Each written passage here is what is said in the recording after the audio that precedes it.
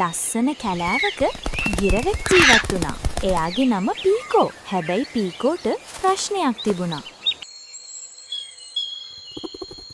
ඉතින් එක දවසක් පීකෝ දැකලා එයාගේ යාළුවෙක් ආවා කතා කරන්න. හෙලෝ මම ඔයාව දැකලා ආවේ. මගේ නම පැටෝ. අපි යනවා වැවගාවට. ඔයත් එන්න පියාඹන්න. අද බෑ. එහෙනම් අපි යනවා.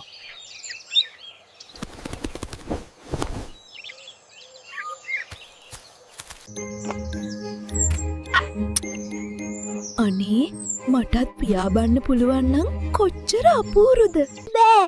ඉගිල්ලෙන එක අමාරුයි. මේ ඉන්න විදිය හොඳයි.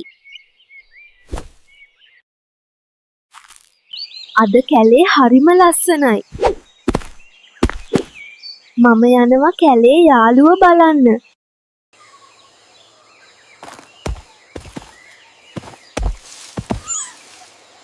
ඈ?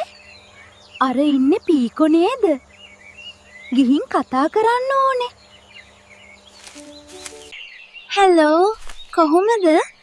ඔයා මොකද මෙතන කරන්නේ? යාළුවොත් එක්ක පියාඹන්නේ නැද්ද? පීකෝ මම දැකලා නෑ ඔය කවදාවත් පියාඹනවා. පියාඹන්න බයද? මම උත්සාහ කළා. ඒත් මට බැහැ. මම බයයි. ඔයා දන්නවද මම අත්ෙන් අතට පනින්න බය වුණා. මමත් මුලින් බයයි. පළවෙනි දවසේ උන දේ දන්නවද?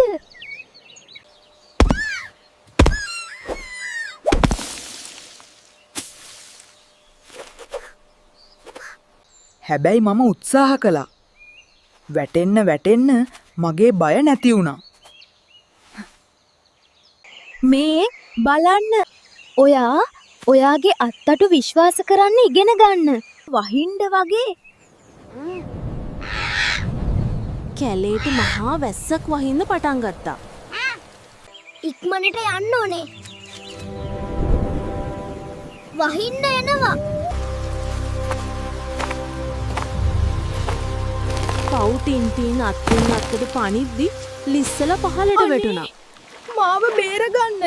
මට පීනන්න බෑ. වතුර පිරෙනවා. අප්පා සීතලයි.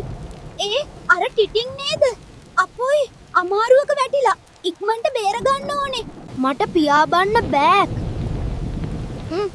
ඒත් මට එයාව බේරගන්න ඕනේ. උත්සාහ කරමු. පීකෝ ඔයා ශක්තිමත්. ඔයාට ඉගිල්ලෙන්න පුළුවන්.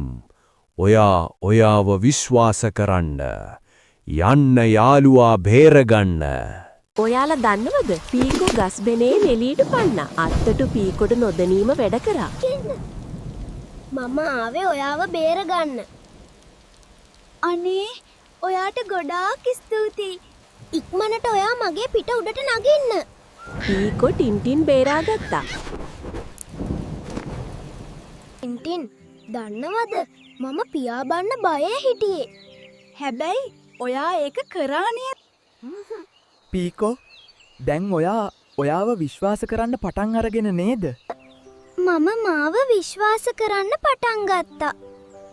ඔයාලත් එහෙම කරන්න. පීකොට කැලේ උඩින් පියාඹමින් කැලේ ලස්සන බලන්න පුළුවන් වුණා. අපි හැමෝටම හැකියාවන් තියෙනවා. අපි අපිව විශ්වාස කරමින් හැකියාවන් වලින් වැඩ ගත්තොත් අපිට දියුණු වෙන්න පුළුවන්.